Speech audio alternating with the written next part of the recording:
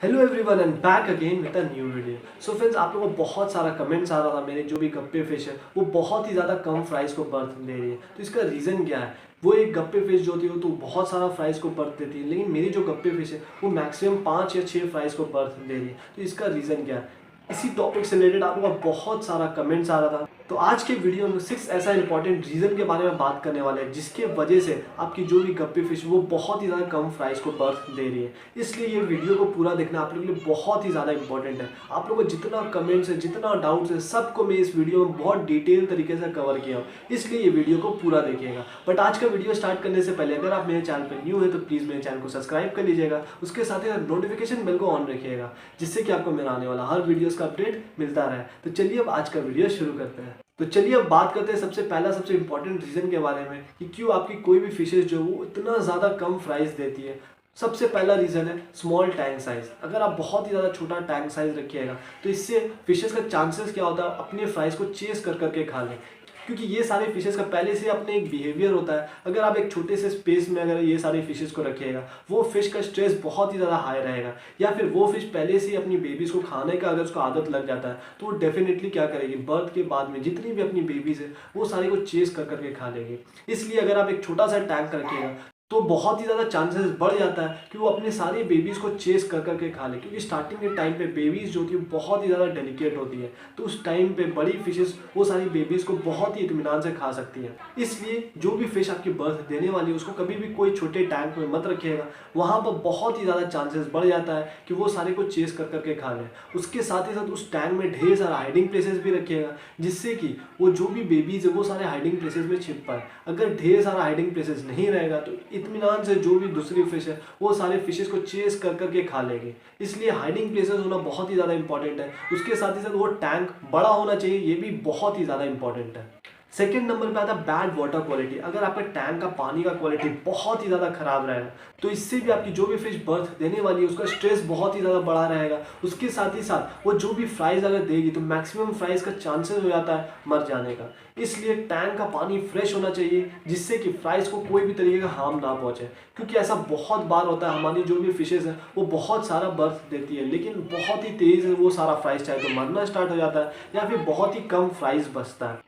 और स्टार्टिंग के टाइम पे फ्राइज लोग भी बहुत ही ज़्यादा डेलिकेट होती है। इसलिए अगर आपका पानी का क्वालिटी बहुत ज़्यादा ख़राब रहेगा तो इससे भी बहुत सारी फ्राइज आपका साथ ही साथ मर सकती है। इसलिए पानी का क्वालिटी को फ्रेश रखना बहुत ही ज़्यादा इंपॉर्टेंट है। अगर आपके टैंक में फ़िल्टर वगैरह तो फ़िल्टर को 24/7 रन करना है। और अगर आपके पास एक प्लांटेड टैंक है तो उसमें तो बहुत ही ज़्यादा बेनिफिट्स मिलेगा। मैं आप लोगों को बस यही सजेस्ट करूंगा, ये सारा जो भी ब्रीडिंग का काम है वो सारे प्लांटेड टैंक में कीजिएगा। प्लांटेड टैंक का नंबर ऑफ एडवांटेजेस है जो कि ब्रीडिंग में भी ये सारी फिशेस को बहुत ही ज़्यादा हेल्प करता है। इसलिए प्लांटेड टैंक है तब आपको ज़्यादा परेशानी नहीं आएगा। लेकिन आपके पास अगर एक सिंपल टैंक है जिसमें आप प्लास्टिक का प्लांट्स वगैरह लगा के रखे हैं तो उसमें आपको पानी को फ्रेश रखने के लिए बहुत ही ज़्यादा मेहनत करना होगा। उसके साथ ही साथ प्लांटेड टैंक का अपने ही नंबर ऑफ एडवांटेजेस है। उसमें आपको ढेर सारा प्लांट्स रहेगा तो उससे फ्री ऑक्सीजन ढेर सारा फिशेस को मिलते रहेगा। उसके साथ ही साथ प्लांट्स इतना सारा रहने की वजह से ढेर सारा वो लोगों को हाइडिंग प्लेसेस मिल जाता है।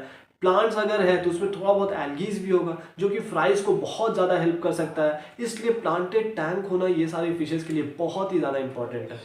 अगर आपके पास प्लांटेड टैंक नहीं है तब भी आप ये सारे फिशेस का टेक केयर सही से कर सकते हैं दूसरे टैंक में। बस आपको वहाँ पर थोड़ा सा लोड जो है वो ज़्यादा बढ़ जाता है। Time to time water change करते रहना पड़ता है क्योंकि प्लांट्स ही जो है पानी को क्लीन करने में बहुत ही ज़्यादा हेल्प करता है। लेकिन अगर आपके टैंक में प्लांट्स वगैरह नहीं है तो रेगुलर बेसिस में आपको पानी क्लीन करना होगा जिससे कि आपका जो पानी है वो फ्रेश बना रहे। थर्ड नंबर पे आता है बैड टैंक मेट्स, या फिर एक टैंक में बहुत ही ज़्यादा मेल फिशेज होना।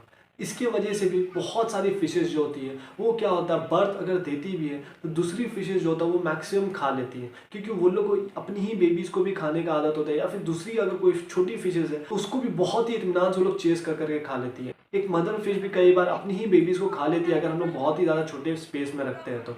इसलिए टैंक मेट्स को भी आपको खास ध्यान रखना है। सबसे बेस्ट तो यही होता है उस फिश को आप आइसोलेट कर लीजिए दूसरे टैंक में। लेकिन अगर आप आइसोलेट नहीं कर रहे हैं तो वो सारी फिशेज, अग्रेसिव फिशेज को कम से कम आप हटा दीजिए जो कि वो सारे बेबीज़ को खा पाए। अगर वो सारे बेबीज़ को वो खा लेंगे तो बहुत ही कम आपके पास फ्राइज बचेगा। ये भी एक बहुत ही बड़ा रीज़न होता है जिसके वजह से एक फ़िश बहुत सारा फ्राइज तो देती है लेकिन जब हम लोग नेक्स्ट डे जब देखने के लिए आते हैं कि कितनी फ्राइज है उसमें से मैक्सिमम फ्राइज जो होती है वो दूसरी फिशेस खा ली होती है और हम लोग के पास बहुत ही कम फ्राइज बचता है। फोर्थ नंबर पे आता है लो टेम्परेचर।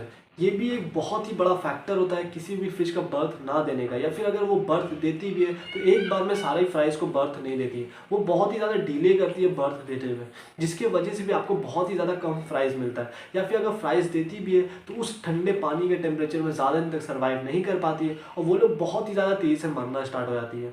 इसलिए टैंक में एक हीटर होना बहुत ही ज़्यादा इंपॉर्टेंट है अगर आपका पानी का टेम्परेचर बहुत ही ज़्यादा कम है तो हीटर से पहले आपको एक थर्मोमीटर लगाना होगा जो आपका पानी का टेम्परेचर को बता पाए कि आपका पानी का टेम्परेचर कितना है। अगर आपका पानी का टेम्परेचर 26 से अगर नीचे जाता है तो आपको उस टाइम पे टैंक में हीटर लगाना होगा और उस हीटर को आपको 24/7 रन करना है 27 या फिर 28 डिग्री सेंटीग्रेड में। ये टेम्परेचर में फिशेस के फ्राइज को बहुत ही ज़्यादा हेल्प मिलता है खाने को सही से डाइजेस्ट करने में, एक्टिव रहने में, इसलिए हाई टेम्परेचर फ्राइज के लिए होना बहुत ही ज़्यादा इंपॉर्टेंट है। अब बात करते हैं नेक्स्ट पॉइंट के बारे में, वो है लैक ऑफ ऑक्सीजन। बहुत लोग क्या करते हैं, सोचते हैं फ्राइज तो बहुत ही ज़्यादा छोटी है तो ये लोग को मे भी हो सकता है ऑक्सीजन का ज़रूरत नहीं होगा, या फिर बहुत लोग ऐसा भी सोचते हैं कि ये सारी फिशेस जो होती है ये सारी फिशेस को ऑक्सीजन का ज़रूरत नहीं होता है, जो कि एकदम ही गलत है। ये सारी फिशेस को भी ऑक्सीजन का ज़रूरत होता है और वो भी पानी में डिजॉल्व मात्रा में। अगर आपके पानी में डिजॉल्व ऑक्सीजन नहीं रहेगा तो इससे भी आपकी जो भी फ्राइज है वो बहुत ही ज़्यादा तेज़ी से मरना स्टार्ट हो जाएगी। तो डिजॉल्व ऑक्सीजन के लिए आपको एयर पंप 24/7 रन करना होगा, क्योंकि वही एयर पंप जो होता है वो आपके पानी में रेगुलर क्वांटिटी में ऑक्सीजन बनाते रहता है। अगर आपके टैंक में एयर पंप नहीं रहेगा तो आप देखिएगा स्टार्टिंग के टाइम पे सारी फ्राइज पूरे टैंक में अच्छे से घूमेंगे, लेकिन जैसे ही टैंक का जो ऑक्सीजन है वो खत्म हो जाएगा तो वो सिर्फ और सिर्फ सरफेस में आके स्विम करेंगे, जिसके वजह से वो लोग बहुत ही ज़्यादा कमज़ोर होने लगेगा और फिर धीरे धीरे मरना स्टार्ट हो जाएंगे। इसलिए टैंक में एक एयर पंप होना बहुत ही ज़्यादा इंपॉर्टेंट है। अगर आपके पास एक सिंपल टैंक है, तो अगर आपके पास प्लांटेड टैंक है तो उसमें तो ढेर सारा ऑक्सीजन आपको प्लांट ही दे देगा। जितना ज़्यादा प्लांट रहेगा उतना ज़्यादा आपकी फिशेज़ को, फ्राइज को, सबको ऑक्सीजन मिल जाएगा। लेकिन अगर आपके पास प्लांटेड टैंक नहीं है तो उस टैंक में आपका एयर पंप होना ही चाहिए और उस एयर पंप को आपको 24/7 रन करना है। और लास्ट और सबसे बड़ा रीज़न जिसकी वजह से भी एक फिश जो था वो बहुत ही कम फ्राइज देती है,